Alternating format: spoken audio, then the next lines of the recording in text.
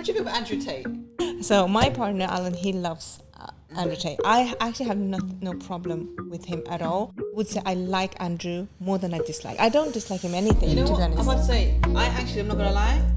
I actually do like Andrew Tate and dislike him as well. Because We complement each other so well now. Like, he loves doing laundry. He doesn't like the folding, and we just kind of balance. Like, we always got each other's back, and there's not a job where it's mine or his. Yes, I really like that. Yeah. A lot of women are single and actually happily single, because nobody wants to be with a man, lazy, immature, abusive, etc.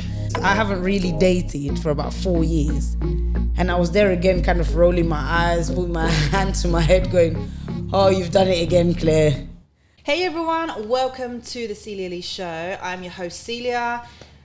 Guess who's back? Hi. Surprise, surprise. Claire's It's back me again. And also we have Sylvia back again.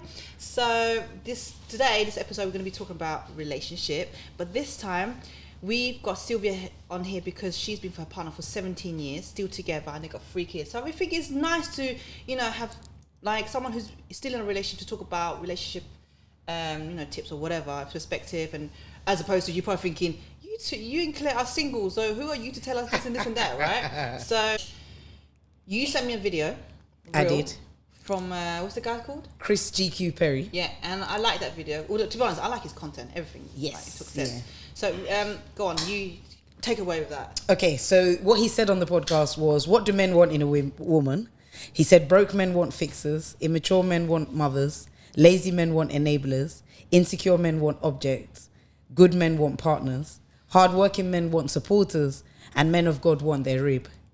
And I sent it to Cilia just simply because I think in this day and age, we're getting a lot of the kind of more negative type of men. So the enabler, the men who want the enablers, and the men who want the puppets, and the men who want the fixers or the healers, especially. That's a big one. The men who want the mothers.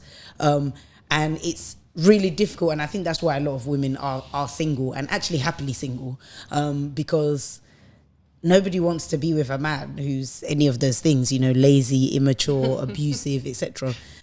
So I just thought it would be a good place to start. I know this is kind of part 3 of our relationships and dating. Yeah. So how about ask Sylvia? So Sylvia, what's your take on that?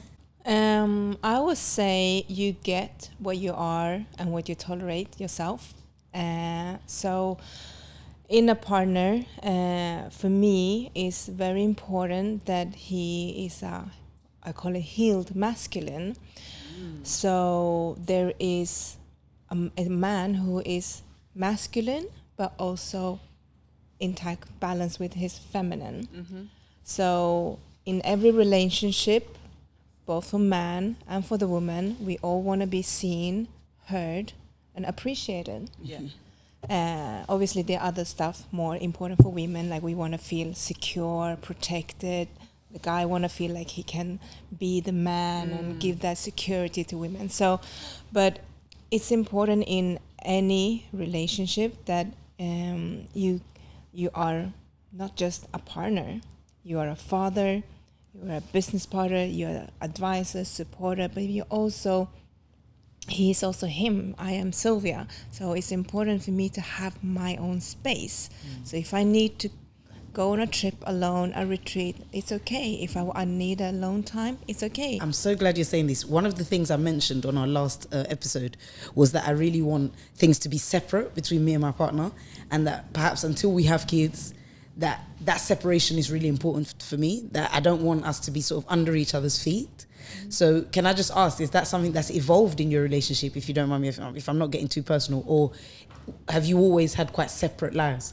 We did not have separate lives in that way, except when he was at work, I was at work, of course. But it actually came after I become more spiritual and putting myself top of the list, where I actually in the beginning, when I was going through this, I was like, I don't know why, but I just need to go on a holiday. I just want to be on the beach on my own. Some you time. Then my ego said, okay, but what about breakfast? You're going to eat alone. What about lunch? You're going to eat alone. Dinner. After 2-3 days, what are you going to do?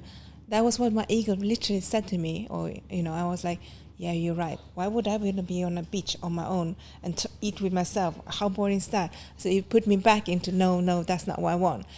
But since then, I have evolved. Now my alone time is so sacred to me. Literally, I mentioned in our earlier podcast was that I really enjoy being alone, like, just coming to London. So my family lives in Sweden. So I come to London, and I normally have an intention, like when I come here, I need to do this and this. This will be a bonus. But sometimes it will be, I just want to be on my own. It could just be like just meditate, or it can just be like I actually want to just go and dance a little bit, or just read a book, or do something, just appreciating spending time with myself. Because being a mother of 3, having a partner, having a dog, having businesses, having a salon, wanting to go gym, cook, clean the house, I have a very little time for myself. If anything, I get very distracted, or when I try to get, so my children wants my attention, which obviously I want to be more present and be with them. Yes. But that's why when I go to London, it's business, because I have businesses in England and I have employees, but it's also me time. But then sometimes I go retreats on my own. And from where I was a year and a half ago, where I said to myself, you go alone, you're going to eat by yourself. I was literally putting my off that minute. Now I love. So when I went to Mexico in January, I had waiters, I had people to say, you going alone? Oh, we Mexican people go as a family. I said, well, I take my family on holidays, but it's important for me to take my own. And they're like, are you single? Or people say, I wish I could do that. So how did your partner initially respond to you wanting your alone time? To be honest, and this is just to remind everyone, so insecure men want puppets. So, let's hear how Sylvia's man responded to. Well, what happened was that I said I really want to go away retreat, but what happened was that there was another retreat by Chico. If you know Chico from X Factor. Okay. It's Chico time. Oh my God, I do. No way. I used to, the gym I used to work at Puget New Barnet. He was there. Wow. So I know him. Okay. Yeah, I know. Oh my God. Yeah. So he does retreats now. Yeah, he's just retreat. So it's Chico time. He does something called Who Breath. Okay. And I am actually friends with him as well. So Nice. he's going to Portugal today. So we can't meet up. But Tell him I said hi. yeah, Said hi. I will do. Hi, Chico. Yeah.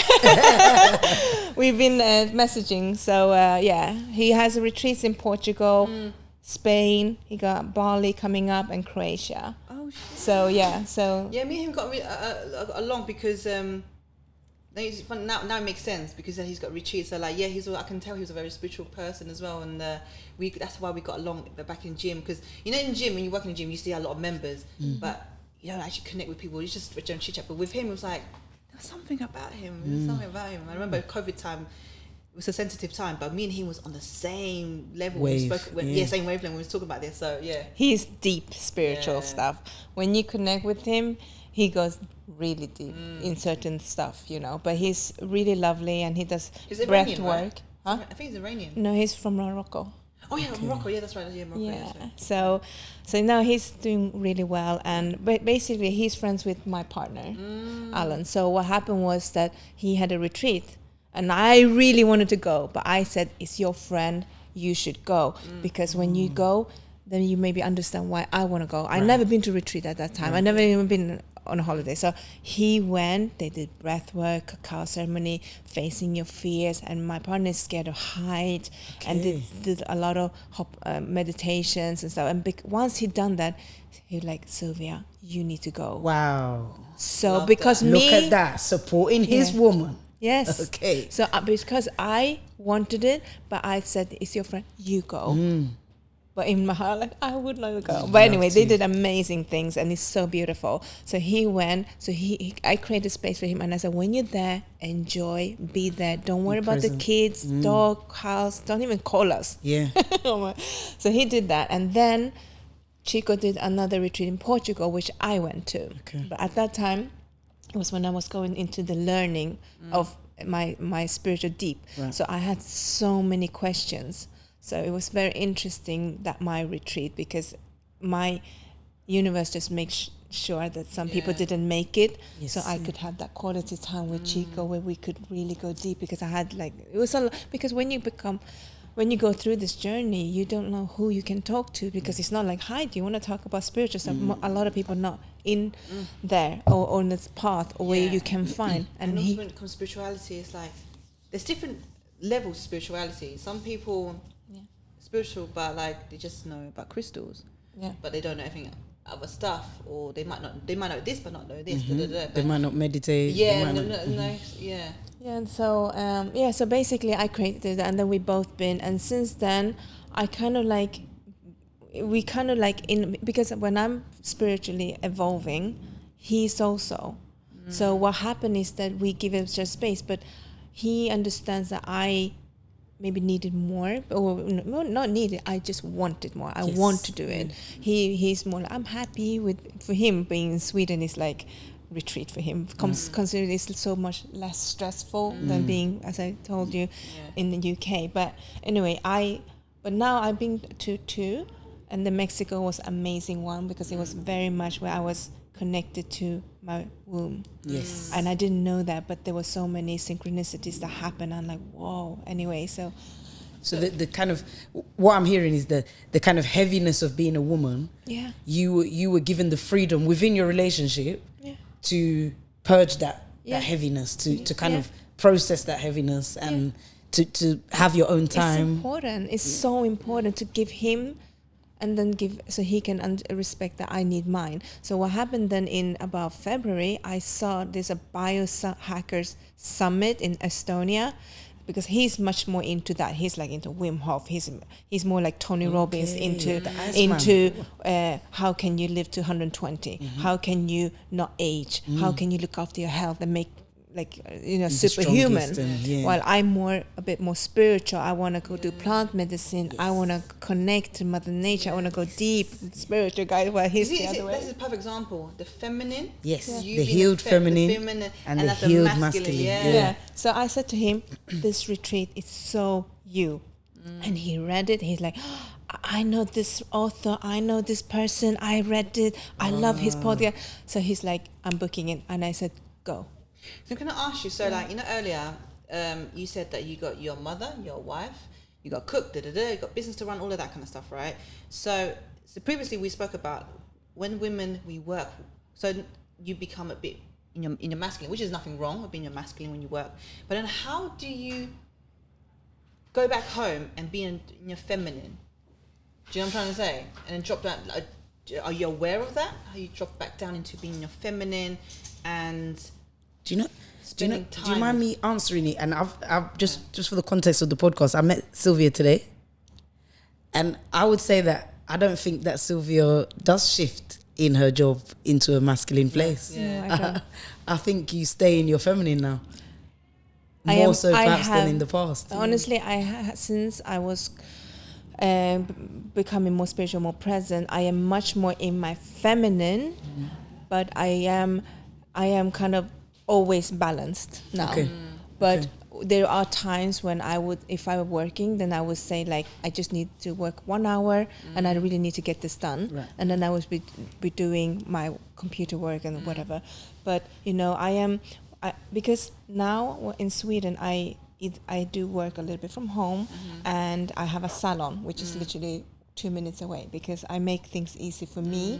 So I do eyelashes, but I don't work full time. I just put in the hours that I feel like I want to do, and when I do that, I still feel like it's work, but it's still being creative and being feminine and connecting with other women. I know. So, and linking that to relationships, I think that what you're saying to me is that you have created the most optimum space for you, and I think that's really important in a relationship. I think there's a lot of weight put on your partner to create the optimum space for you, rather than you creating the optimum space for yourself. And I think if you create the conditions that work best for you, that's when you can bring the best to your relationship. Rather than you expecting the man to contribute to your happiness in such a large way that actually he even becomes almost focused on your joy and not focused on his own journey and, his own healing and perhaps all the other things that he needs to work on, So I was going to ask, like, so because you're so busy, your mum did all that, how do you find the time to be with him, to bonding time, to relationship one? That is Keep the spark going, basically. we go on dates. Okay. So How often? When I'm in Sweden. So I would say we try once every 2 weeks. Oh, that's Yeah. Really good. Yeah. So in Sweden, because it's more safe and secure, we can actually leave our children home. So what we do is that we make sure they are fed. It's normally like a Friday or a Saturday. They are having a movie night. And then we don't go into the city, but where we live, we have really nice Where do you live in restaurants. Sweden? I live in Stockholm. Oh, okay. But it's called Sundbyberg, which is like 10-15 minutes away. But we just go to local because they have really nice restaurants. It's a lot of restaurants where we live. So we just go there and just having the 2 hours just to talk and enjoy just our being with each other. It not only sounds blissful, but it sounds like my ideal, you know, because I really do think that if you don't plan in the dates, then you do essentially live two very separate lives. Yeah. But if you plan in the dates, what you've already committed to is the effort. So now it's not a case of, I don't feel like you're making effort and I got home and dinner wasn't made, and you're actually having to make effort outside of the normal or the conventional things that you do together. Do you cook dinner? Yeah. Does he as well. He as well. Shared. Okay, That's shared. what we're saying. There is not. He used to say when we were in England, when the once in the blue moon, when I used to go out with my friends, he would say to his friend, "I am babysitting," and I would be like, "Okay." My friend's like, "Do you call babysitting your own children?"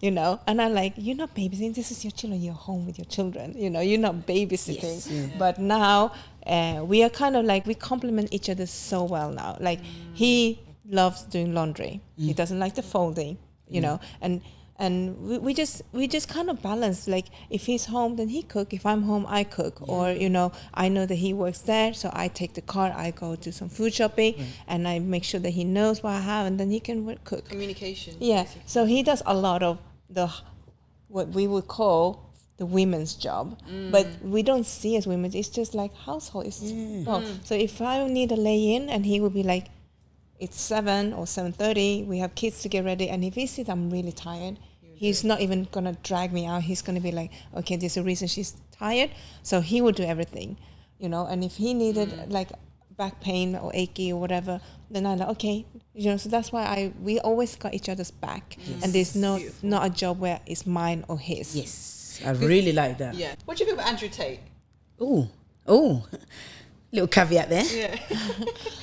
I don't know him a lot, but I've seen is that a lot of people don't like him, but then he is the most Googled person. Yeah.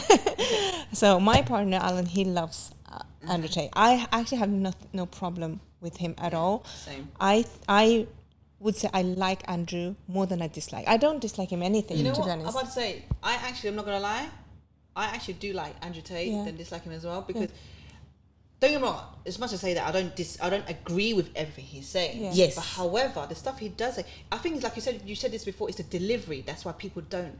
A lot of women are like, what, like that. Yeah. But if you actually listen to what he's saying, it actually makes a lot of sense. In fact, sometimes he does say like women are actually powerful. He actually does praise the woman. Yes, He's not yeah. putting the woman down. But I think he also makes a difference between, you know, what he defines as a woman Yeah. and, you know, maybe that's coming back to this idea of the healed and the unhealed. Yeah. Because there are a lot of women nowadays who are glorifying certain things that perhaps would be considered, you know, unhealed feminine traits rather than feminine traits, you know. But yeah, sorry, go on. You About him, I would say that he's talking a lot about being masculine, and we should, you know, we that women should appreciate the masculine men as well. And a lot of people talk about masculine and feminine, but certain things is the energy, which I say is a little bit different from just being masculine, because he's talking about women need men.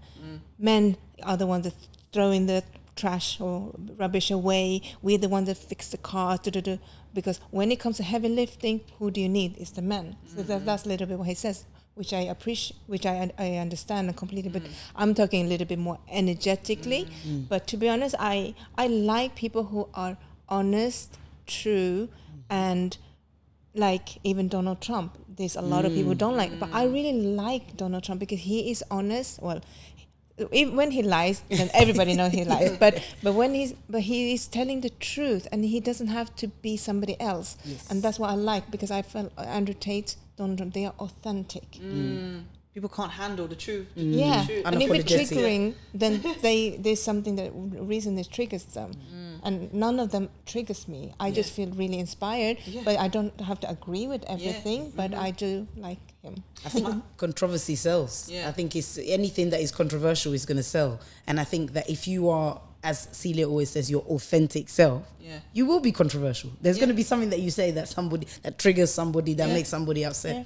And also, my friend made a really good point, because he's a guy, a guy friend. We were talking about Andrew Tate, and I said to him, like, he was so surprised. I was like, yeah, like, I like Andrew Tate. He was like, yeah, really, like that. I was like, yeah, and he goes, because I said, like, if you listen to him, the stuff he says actually makes sense. And then after he was like, and he said it was a really good example. He was like, yeah, it's like saying, for example, let's say you said, this guy is blue, and then I say, this guy's fucking blue, like. Because I added fucking in a tone, it makes it more aggressive. So then people will be like, whoa, okay, like, all right, chill, I noticed. But do you know what I mean? But what's the difference? The message is still the same, but it's still saying the sky's blue, but it's just delivered differently. Yes. So, which is going back to what you said about the delivery, is because of the way he delivers, and women are just like so triggered by it like that. Can we talk about men being fixers? Men needing fixers.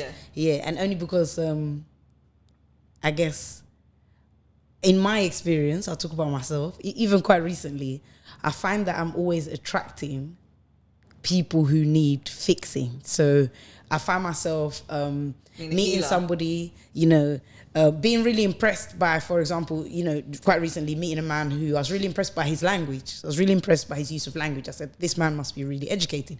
I'm an English teacher before becoming a PT. So I was like, oh, he must be really educated.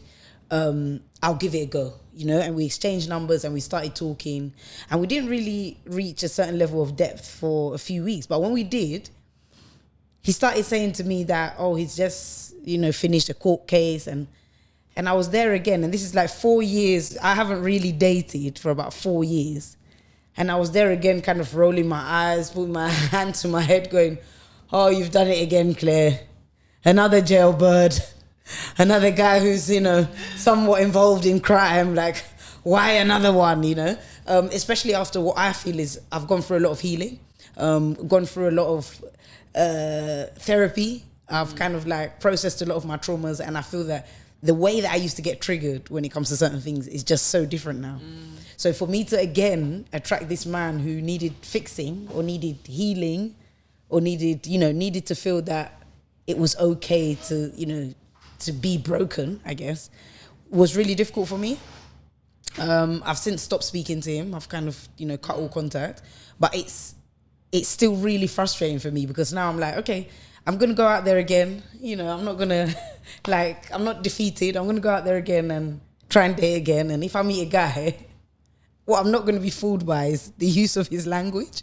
Yeah. So I just wanted to know, obviously you've been with your partner for 17 years. Cilia, I don't know about you, but why am I attracting these useless men?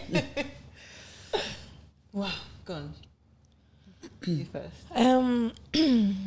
I would say that if you are still attracting men that are still what you call useless, it's because one is that maybe you haven't fully healed something. There's definitely still areas that need to heal. And healing, to be honest. Yeah, or the lesson that was to be learned was not fully learned. And what you see, why they triggered you or why they are certain ways, is maybe a mirror, because that's what's showing you. I always say that if something is triggering me, I see that as a mirror, okay.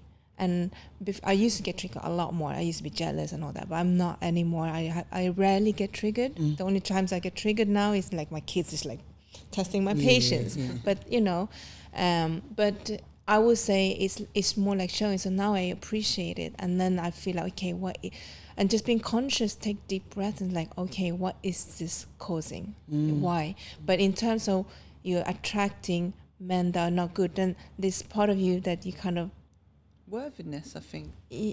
or you're accepting to take them. Yeah. Why are you attracting them? Yeah. Why are you attracting them?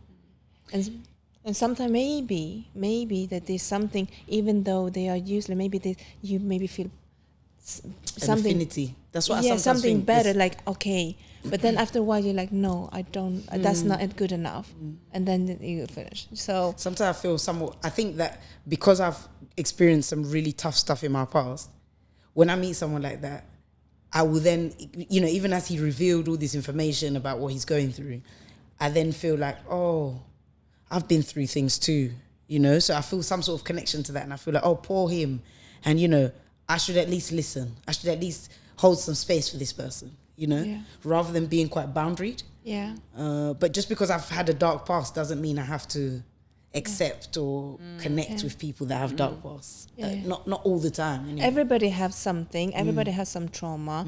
Everybody would have felt whether fear of something, lack of something, or not. From the childhood. So everybody have a past. Everybody have something, and you just trauma bonding. You just have to be more compassionate and understand that there is a reason why he is acting like this, because there's an unhealed part of him from the husband, whether it's from parents or whether ex-girlfriends or something where he didn't feel it, and that's why it comes out. So I do see, like, instead of reacting, I try to. I don't react like this anymore. I kind of feel like I am here. I'm observing the situation. Yes. And when you're observing the situation, you be like, oh, he said this and he's like that. So yes, it was not right. And something triggered me when he said that. Then you get to know what you need to do. But the reason he said that is because he was maybe in his masculine to show a certain way that has to do with something that he needs to work on, kind of thing. So that's why it's so important to maybe like feel vulnerable and tell them that this is not okay, or to let them kind of because men sometimes are also very they say things and they maybe not even thought about it more from the using the feminine side. Yes, yeah. And that's why when it clash, and the reason that because I didn't overreact at the time, so he's kind of saying all these things and I was there like really just listening, but in my head I was going a mile a minute. I was like, oh my gosh, you've done it again, Claire. 4 years later, another jailbird. That's what was going on in my head. So then I went to him, okay, and I was like, thank you, thank you for sharing parts of yourself with me. I really appreciate that. But I think for me it was just not wanting to trauma bond anymore. And that's why I had to boundary myself and just say, actually, let's just stay friends and not, take this any further, because I'm tired of getting into these relationships where the thing that unites us is the hardships that we've been through. Not the desire to evolve, not the desire to be better, but actually just all the hardships. Oh, poor you, oh yeah, and poor me, and okay, we're really connecting over this poorness, so let's continue to connect. Yeah, and piggyback on that. It's like me as well. I was saying to you, I also attract, even till now, like men who have a past. In the past, that's been involved in criminal activities, or maybe they've been homeless, or had a broken family, basically been through dark times. Even till now, I still do. Even most recently, someone told me that they've involved some criminal activities. But then I don't say, oh shit, is there something wrong with me? That I see that. Most of the times, it's more like I see myself as a healer, and there's something about me. They come to me because they feel safe. They feel they're not being judged. That's why they come to me. So I wouldn't beat myself up and like, why the fuck do I do it? Try these kind of men. No. But usually all these men, to be honest, they come to me, they changed. They've already changed anyway. Yes. So I feel like it's almost, maybe I just think there's something, this nurturing and healing part of me is what attracts them. So I just see it that way. But you boundary yourself. Yeah. You So as kind in of like, keep. yeah. So obviously if I know they're still in that life, then I'll keep distant. Like, I'll be your friend. Maybe like, I'll give you advice or whatever, but I won't be involved with you. I'm not going back into that life again. Yeah, it's just not how I want to bond with someone. I just want there to be other ways in which I bond with someone. Yeah. I think you said a couple of key words where I was thinking as Yeah. you were telling your story was that you don't judge them. Yeah. Everybody can change, so you never should judge them. Okay, he has trauma. You had a past. I had a past. They had a past. Even if they were criminal, or even if they did something bad, everybody can change. I think it's really important not to judge and put labels on people. And a reason that why he attracted to you was probably because he felt secure to talk to you, and you were somebody who gave him space and was seen, and being emotional. And that's we women. It's really important that when we are feminine, we have to allow the man to be feminine. We can't just expect them to be and then judge them. Oh, you're being feminine, or you're crying, or whatever. But if you want a man that is balanced with his masculine and his feminine, you need to give them the space. So if they need to cry, if they need a hug, or if they need to talk, you have to allow that. But if you're judging them, how can they be safe to be intact with their feminine side? Hey guys, I'm really sorry the episode did get cut out there. We had a bit of a technical problem on the day of the filming, and I was so gutted that we couldn't finish it. But anyway, everything happens for a reason, right? I blame it on the Mercury retrograde if you believe in astrology. Anyway, if you like the episode, please like it, share it, leave us a comment, show us some love. And if you're on YouTube, please subscribe to my channel if you haven't already. Help me grow my YouTube channel. And if you're on Spotify, Apple Podcasts, Audible, wherever you're listening this episode or listening to my podcast on, please follow, leave me a 5-star rating, leave me good reviews, please. Thank you. Love you lots.